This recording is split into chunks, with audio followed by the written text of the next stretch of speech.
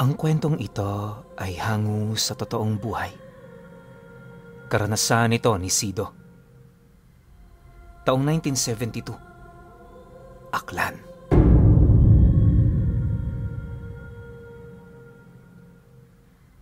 Simula noong natuklasan niya ang kanyang kakayahan sa panggagamot, minabuti ni Sido na wag nang mag-asawa. Alam kasi niyang malaki ang posibilidad na madamay pa ang mga yon kung sakaling magkaroon siya ng problema. Sa kadahilanang ito, iginugol niya ang kanyang panahon sa pagtulong sa mga tao, lalo na sa may mga karamdamang espiritual. Marami-rami na rin siyang naging karanasan sa pakikipaglaban sa iba't ibang elemento, kaya kahit papaano ay hindi na siya nakaramdam ng kung anumang kaba. Isang beses, dahil napag-alaman niya ang mangyayari sa kabilang baryo, napagpasyahan ni Sido na tumungo roon. Alam niyang walang ibang tutulong sa mga tao roon, gawa ng malayo pa ang tirahan ng isa pang albularyo na kilala rin sa kanilang bayan. Habang inihahanda niya ang kanyang mga gamit, sa hindi niya malamang rason, ay nakaramdam siya ng kakaiba. Parang iba ang ihip ng hangin ng mga sandaling yan, kaya napabulong siya sa kanyang sarili. Sana'y patnubayan mo ako, Diyos ko.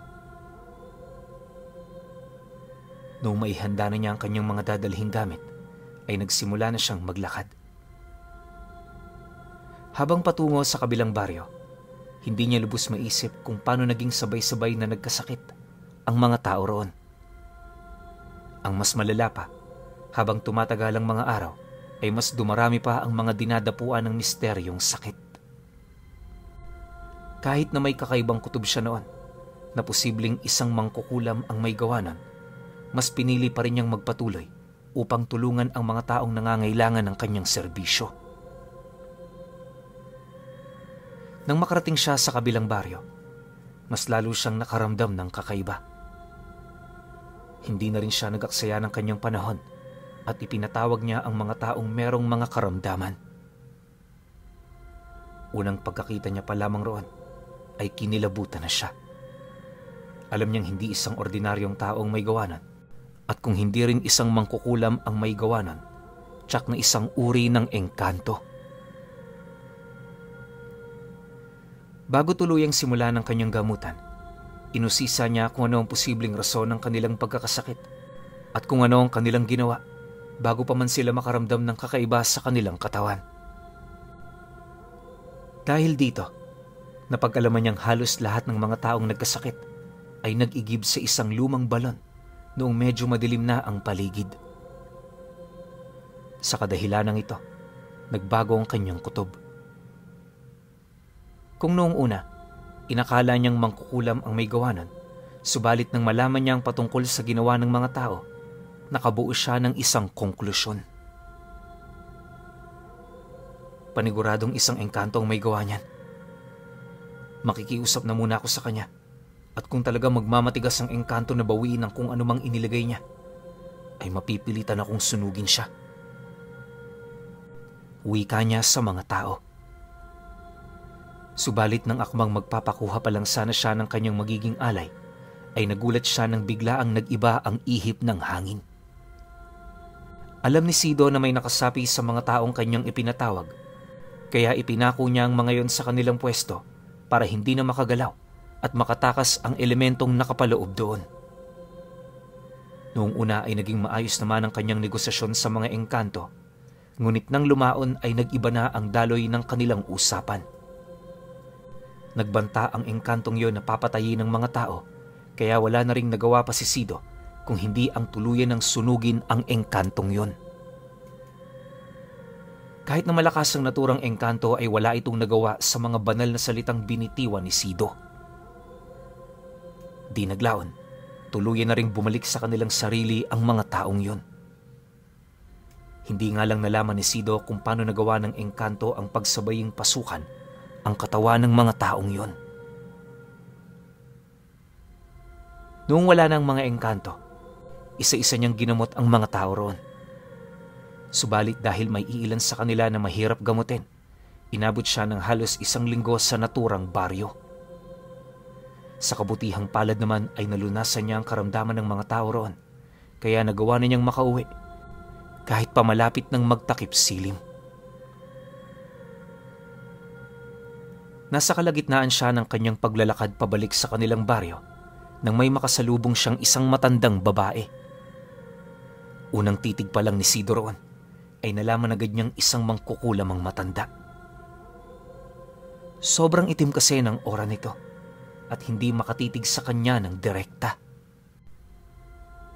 Babatiin pa sana ni Sido ang matanda, ngunit nagmadali itong umalis na parang umiiwas sa albularyo.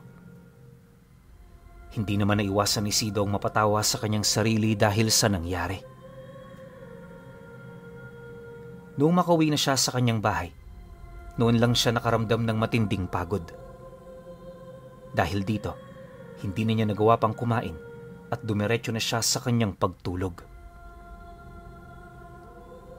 Nasa kalagitnaan siya ng kanyang pagtulog nang biglaan siyang maalimpungatan. Uminit kasi ang kanyang pakiramdam at alam niyang kapag nagkaganon ay may ibang nilalang na nasa paligid. Sino naman kaya ang naririto? Hindi kaya may nagpadala dyan? Tanong ni Sido sa kanyang sarili. Nagmatsyag siya sa kanyang paligid hanggang sa may marinig siyang mga yabag sa kanyang bahay. Ilang minuto rin siyang nagmatsyag, subalit kahit na anong sipat niya sa paligid ay hindi niya nagawang malaman kung may ibang naroroon. Walang ano-ano, may nakita siyang 2 mapupulang mga mata na nakapwesto malapit sa malaking puno ng mangga. Halos maglilimang metro lamang ang layo nun sa bahay ni Sido, kaya alam niyang madali niyang mapansin kapag gumalaw ito. Dahil doon, ipinako niya ang kanyang paningin doon habang pinakikiramdaman ang naturang nilalang. Walang ano-ano, nakita niyang gumalaw yan at lumipat ng pwesto. Dahil doon nagpasya siyang tigalpuhin ng naturang nilalang at nang malaman na niya kung ano yon. Subalit pagkaraan lang ng ilang sandali, matapos niyang tigalpuhin ng naturang nilalang, ay may napansin ding kakaiba si Sido. Animoy may masamang hangin na bumalik sa kanya, kaya napagtanto niyang hindi lamang yun basta-bastang nilalang. Alam kong hindi ka isang engkanto, kundi isa kang aswang. Paniguradong may alam ka sa mga lihim na salita. Bulong ni Sido sa kanyang sarili. Nagpasalamat siya dahil meron siyang pamproteksyon, kaya kusang natunaw ang ibinato sa kanyang tigalpo. Dahil batid niyang may alam din ang kalaban sa mga orasyones, nagpasya si Sido na gumamit ng mga malakas at matataas na uri ng karunungan. Muli niyang tinira ang nasa labas at napasigaw na lang siya nang makarinig siya ng malakas na pag-ungol na parang may nasaktan. Kasunod nun, may naulinigan siyang paggaspas ng pakpak na lumilipad papalayo. Upang makasiguro, minabuti niyang lumabas sa kanyang tirahan, dala ang kanyang itak. Nag-ikot siya ng 7 beses sa paligid ng bahay niya habang inihahanda ang kanyang panlaban sa aswang. Subalit hanggang sa matapos na niya ang kanyang pag-iikot ay walang aswang na sumugod sa kanya. Dahil doon nagkaroon siya ng kutob na ang aswang na yan ang kanyang nakitang nagtatago sa likod ng puno ng mangga.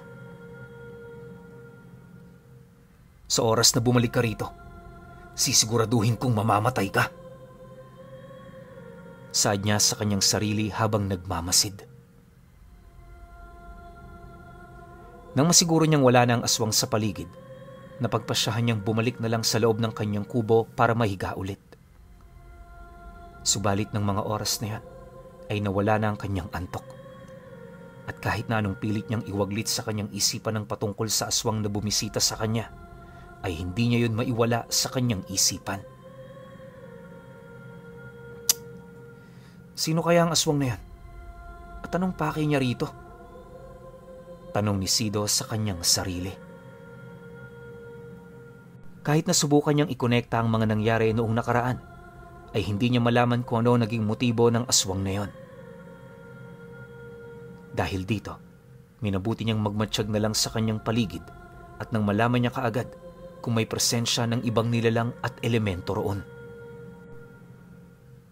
Habang nasa ganoong sitwasyon siya, pinilit niya ang kanyang sarili na makatulog. Sa pagtagal, dahil sa pagod ng kanyang isipan at katawan, muli siyang nakaidlip. Ni hindi siya nabahala na bumalik pa ang aswang na yan at baka may kung ano pang gawin sa kanya. Pagkaraan ng ilang oras, biglaan na namang naalimpungatan si Sido. Napahawak siya sa kanyang leeg, gawa ng pakiramdam niya ay may sumasakal sa kanya. Noong una, inisip niyang baka nananaginip lang siya. Pero di naglaon, nalaman niyang gising siya ng mga oras na yon. Walang ano-ano, mas lalo pang humigpit ang puwersang nakasakal sa kanya. Para bang nais na siya nitong tuluyan, kaya napausal na ng orasyon si Sido sa kanyang isipan. Pagkatapos niyang umusal ay biglang lumuwag ang pagkakasakal sa kanya hanggang sa tuluyan na yung nawala. Walang iya. Sino naman kaya may gawa nun? Paniguradong isa sa mga nasagasaan ko. Wika niya sa kanyang sarili. Agad na pumasok sa isipan ni Sido ang matanda na kanyang nakasalubong. Agad ding lumakas ang kabog ng kanyang puso at nagkaroon siya ng kakaibang kutob. Ang labis lang na nagpasakit sa kanyang ulo ay kung ano ang rason ng matandang yon para subukan siyang kulamin. Nasa kalagitnaan siya ng kanyang pag-iisip nang biglaan niyang maalala ang mga taong ginamot niya. Agad siyang napailing at napaisip na marahil ay nagawang utusan ng mangkukulam na yon ang engkanto para malapatan ng mga sakit ang mga tao at sa kaparaanang yon, hindi siya madaling mahuli ng albularyong gumamot sa mga sinakta nila. Malamang nga ikaw ang may gawa nun. Napaisip pa siya kung paano nagawa ng mangkukulam na ritwalan siya, gayong wala naman siguro itong naiwang gamit.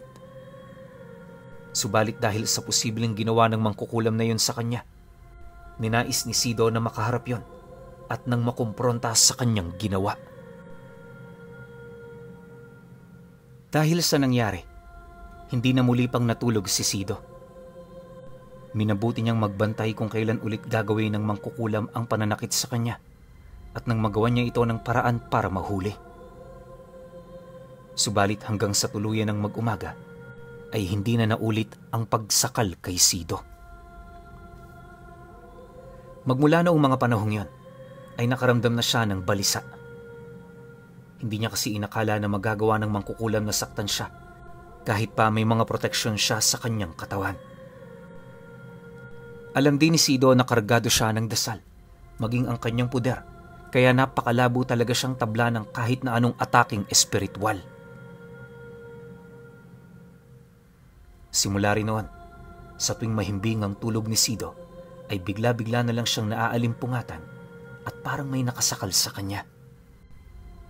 Sa kadahilanang ito, nag-isip siya ng kanyang magiging plano. Isang gabi noon, maaga siyang nahiga. Pilit na pinayapa ni Sido ang kanyang puso at isipan nang sa gayoy iisipin talaga ng mangkukulam na natutulog siya. Habang nakahiga ay nakahanda na ang kanyang gamit na pwede niyang maging kasangkapan para labanan ang mangkukulam na yon. Walang ano-ano, nakaramdam ng matinding init sa kanyang katawan si Sido. Tiniis niya yan hanggang sa maramdaman niya ang enerhiyang parang sumakop sa kanyang leeg. Humigpit ng humigpit yon hanggang sa halos hindi na siya makahinga. Subalit bago pa man tuluyang mawala ng malay, nagawa na ni Sido na makausal ng orasyon. Ninais niyang hulihin ang espiritu ng mangkukulam o maging ang gabay nito nang sa gayoy malaman niya kung ano talaga ang pakay nun. Subalit bago pa man makumpleto ni Sido ang kanyang orasyon at ritual, ay biglaang nawala ang kanyang kakaibang nararamdaman. Hindi na rin niya naramdaman ang enerhiya ng mangkukulam, kaya naisip niyang nagawa nito ang makatakas. Magsasagawa na rin sana siya ng ritual para sumumbalik ang kulam na yon nang makarinig siya ng malakas na kalabog sa bubong ng kanyang bahay. Alam niyang aswang yan dahil sa kakaibang amoy nito, kaya napasigaw si Sido. Ngunit hindi naman nagpasindak sa kanya ang aswang. Kinalampag nito ang bubong at sinubukang sirain. Sa kadahilan ng yun, lumabas na si Sido sa kanyang bahay at dala niya ang kanyang itak. Saktong pagkalabas niya ay umusal siya ng orasyon, kaya nakarinig siya ng pag-ungol sa ibabaw ng atip. Alam ni Sido na aswang nga ang naroroon, kaya tinigal po niya ito nang sa gayoy mahulog siya mula sa bubong.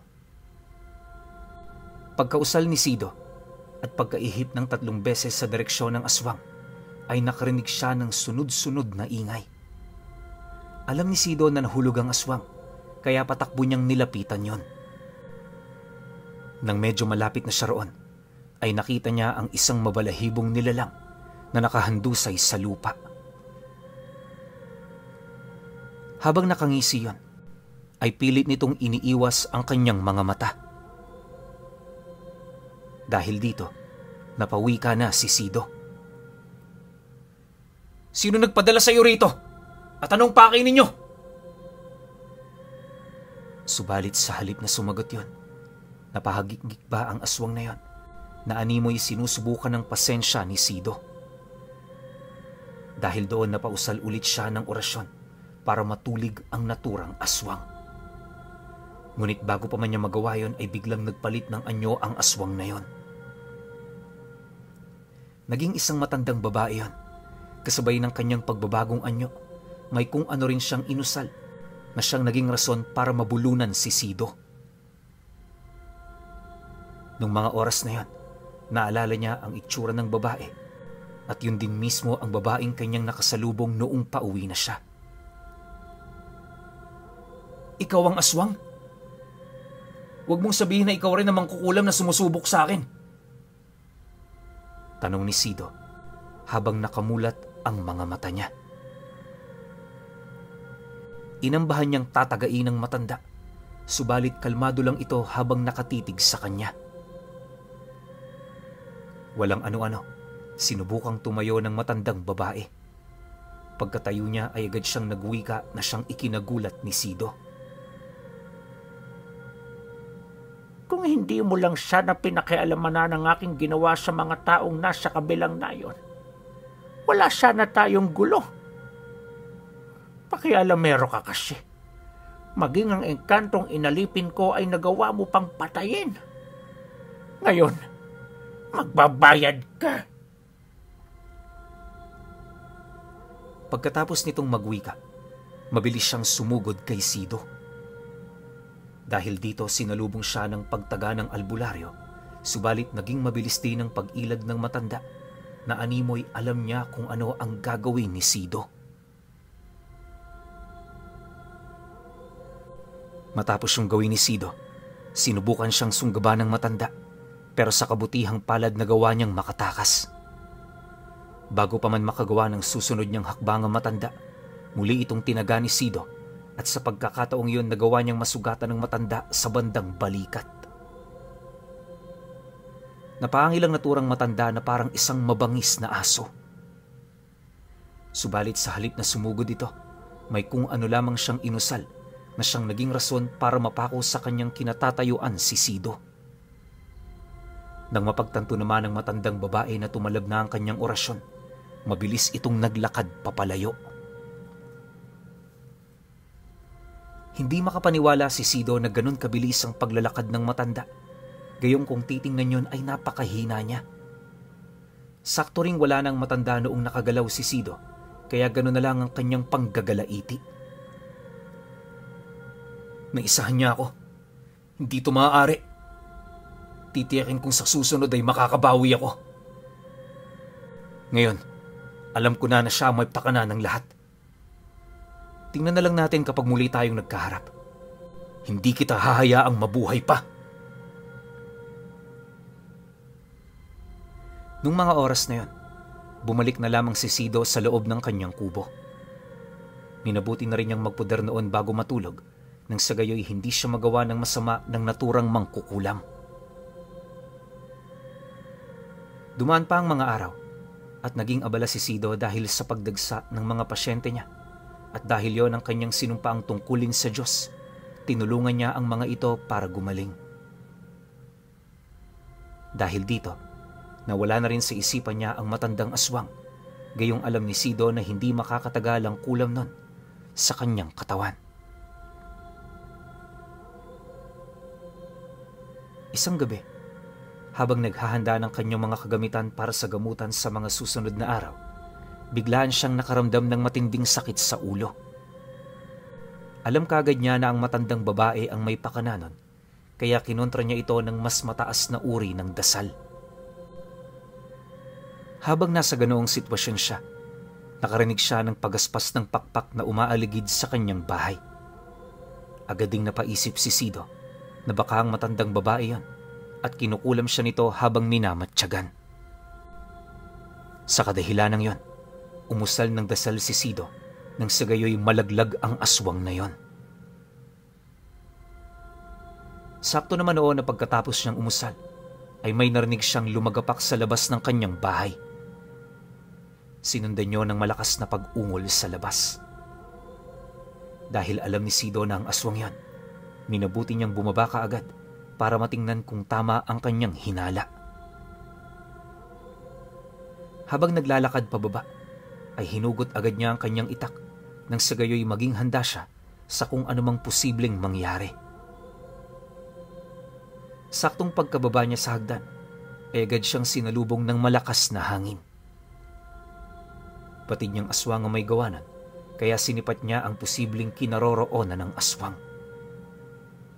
Ganun na lamang ang gulat ni Sido nang sa hindi niya inaasahan ay may sumugod sa kanya mula sa kanyang likuran. Hindi niya alam kung paano yun nagawa ng aswang, ngunit dahil hindi yun inaasahan ni Sido, napatras siya at muntikan ng matumba. Subalit sa halip na makaramdam ng takot, ay hinarap niya ang aswang na yon at nagbuno silang dalawa. Noong mga sandaling yan, sa hindi inaasahan ni Sido ay nabitawan niya ang kanyang itak.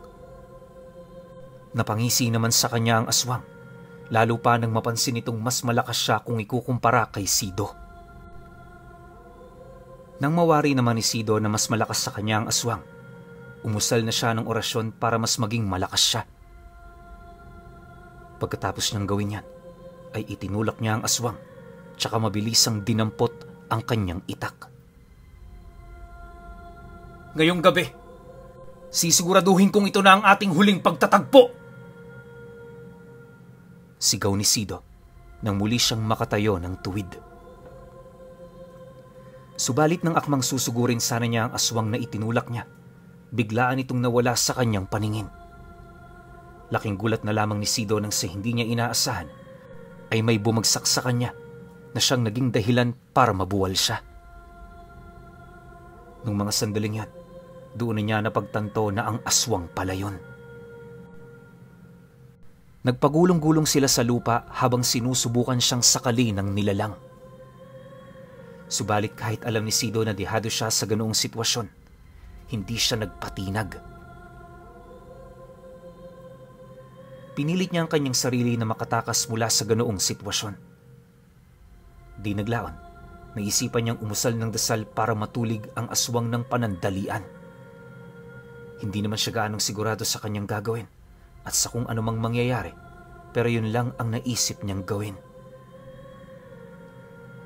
Saktong pagkausal niya, buong lakas niyang itinulak ang aswang para makaalis sa kanyang ibabaw. Walang ano-ano ay napahawak ang aswang sa kanyang dalawang tenga at tinakpan yon na animoy nabibingi siya. Hindi na nagaksaya ng kanyang panahon si Sido. Kinuha niya ang kanyang itak, tsaka mabilis na lumapit sa aswang. Agad niyang tinago ito sa bandang bewang, at gano'n na lang ang kanyang tuwa nang matamaan niya at masugatan yon. Subalit kahit may sugat na ang aswang, naging baliwala yun sa kanya. At kahit na parang wala yun sa kanyang sarili, nagawa pa rin ito ang sugurin si Sido. Alam niya na hindi sapat ang kanyang tinirang dasal sa matanda, kaya minabuti niyang muli itong tigalpuhin. Nang malaman ng matanda ang ginawa ni Sido ay napangisi ito at parang natutuwa pa. Matapos yun, nakita ni Sido na gumagalaw ang mga labi nun, kaya napagtanto niyang sumusubok ding mag-orasyon ng matanda. Ganun na lang din ang gulat niya nang makaramdam siya ng sobrang sakit ng ulo. Halos mabaliw siya sa sakit nun, kaya napaluhod siya sa lupa. Noong mga oras na yon, naisip niyang mahihirapan siyang kontrahin ang itinira sa kanya ng matanda, kaya naisip niyang umusal na lamang ng pangrebuelta. Tingnan natin kung hindi babalik sa iyo ng 7 beses ang ginamit mo sa akin. Bulong niya sa kanyang sarili. Walang ano-ano, napansin kaagad ni Sido ang pagiging balisa ng matanda. Malakas ang naging kutob niyang baka bumalik nga sa matanda ang tigalpong ginamit nun, kaya hindi na pinalampas ni Sido ang pagkakataong yon. Mabilis siyang sumugod sa matanda at sinubukan itong tagain. Subalit dahil sa nagawang makailag ng matandang aswang na yan, sinubukan na lamang siyang itulak ni Sido. Hindi yun inaasahan ng matanda, kaya natumba ito. Noon din, muling umusal ng orasyon si Sido para maging magulo ang pag-iisip ng matanda. Alam niya sa paraang yon ay hindi madaling makakaisip ang aswang na mangkukulam ng kung anumang orasyon ang kanyang gagamitin. Napangisi na lamang si Sido nang makita niyang naging tama ang kanyang kutob. Nagmistulang baliw ang matandang yon habang nakalupasay sa lupa. Noon din, nilapitan siya ni Sido at saka inambahang tatagain. Lubayan mo na ako at wag mo na akong subukang kulamin. Itigil mo na rin ang ginagawa mo sa ibang tao dahil walang maidudulot na mabuti yan. Noong marinig ng matanda ang sinabi ni Sido, agad itong napailing habang sinasabi na hindi na niya yun uulitin. Dahil alam ni Sido na wala pa sa tamang pag-iisip ang matandang yon, napagpasyahan niyang ulitin ang kanyang sinabi. Subalit sa pagkakataong yon ay napangisi ang matanda. Nagkaroon ng kutob si Sido na may gagawing hindi kaaya-aya yon, pero nagkunwari na lamang siyang hindi niya ito nahahalata. Walang ano-ano nagulat si Sido nang biglaan siyang sinakal ng matanda. Sobrang higpit ng kanyang pagkakasakal, kaya nahirapan siya sa kanyang paghinga. Subalit bago pa man siya mawala ng malay noon, buong lakas niyang tinaga ang gilid ng leeg ng matanda. Napabitaw siya kay Sido at agad na napasapo sa sugat niya. Nang makita naman ni Sido na uusal pa sana yon ng kung anumang orasyon, walang pagdadalawang isip niyang isinalampak sa bunganga ng matandang yon ang hawakan ng kanyang itak. Napaungol ang matandang yon at sa isang pag-isap ng mga mata ni Sido, bigla ang nagpalit ng anyo yon. Mas naging mabalahibo ang kanyang katawan at mas naging mabalasik ang kanyang mga mata. Pansin din niya na parang mas naging malakas ang enerhiya nun. Subalit sa halip na matakot, mas lalo pang nagkaroon ng lakas ng loob na patayin na lamang ang aswang na yon. Muling isinalampak ni Sido ang hawakan ng kanyang itak sa bunganga ng aswang na yon. At nang makita niyang inilabas ng naturang nilalang ang dila nito, buong lakas itong tinaga ni Sido. Sa sobrang lakas ng pagkakataga niya, nagawa niyang maputol ang dila ng aswang at mahiwa ang bibig nito. At dahil alam niya sa kanyang sarili na magagawa pa ring makapag-orasyon ng aswang na yon sa pamamagitan ng kanyang isipan, tinagayo ni Sido sa bao ng kanyang ulo. Matapos niya yung gawin, nakita ni Sido na nagkaroon ng sugat ang ulo nun. Napaungol ang matandang aswang at kahit na gano'n na ang kanyang sitwasyon, ay sinubukan pa rin sana niyang lumaban kay Sido. Ngunit hindi na niya ito pinahintulutan na makagawa ng anumang hakbang para kalabanin siya. Noong mga oras na yon, buong lakas niyang tinaga ang ulo ng matanda at sa isang paghataw ng kanyang itak ay nabasag ang bungunon. Nabuwalang matanda sa lupa at tuluyan na ring nawala ng buhay. Habang pinagmamasdan niya ang aswang na yan, ay hindi inakala ni Sido na magagawa niyang patayin yon. Mabuti na nga lang at nakaisip kagad siya ng paraan para hindi na magamit ng matanda ang kanyang kakayahan sa pangungulam. Noong mga sandaling yon, naisipan na lang niyang sunugin ang katawan nun.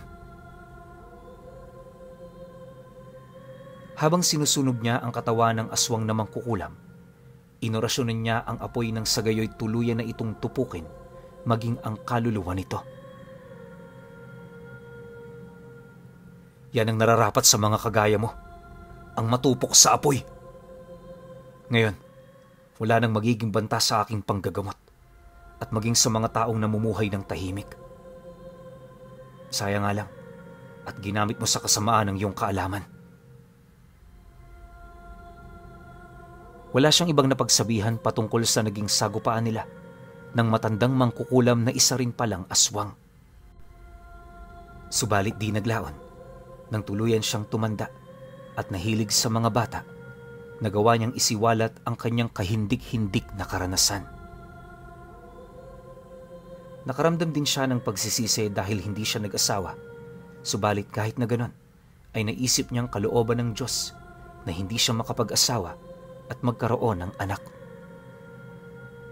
Sa kadahilanang ito, iginugol niya ang nalalabing sandali ng kanyang buhay sa panggagamot at sa pagkukwento patungkol sa kanyang naging karanasan, lalong-lalo na ang patungkol sa naging sagupaan nila ng aswang na mangkukulam.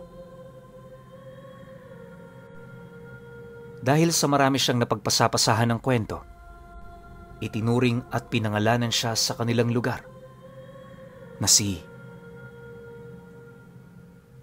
Sido, ang bayaning manggagamot.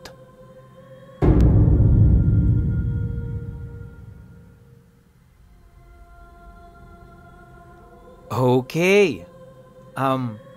Opinyon ko sa kwento. Oo naman, no? Totoo naman yung titulo. Masasabi ko rin talaga na isang bayani si Sido. Kasi kung iba-ibang manggagamot to, makita niyang ganun yung sitwasyon ng isang bayan, siguro tutulungan niya. Pero kasi hindi ordinaryong aswang yung kalaban ni Sido. May lahi rin tong mangkukulam, tapos nakakakontrol ng mga itim na elemento. So kung susumamuhin natin, pagsasama-samahin natin yung lakas, sobrang lakas ng nilalang na to. Siguro ibang manggagamot matatakot.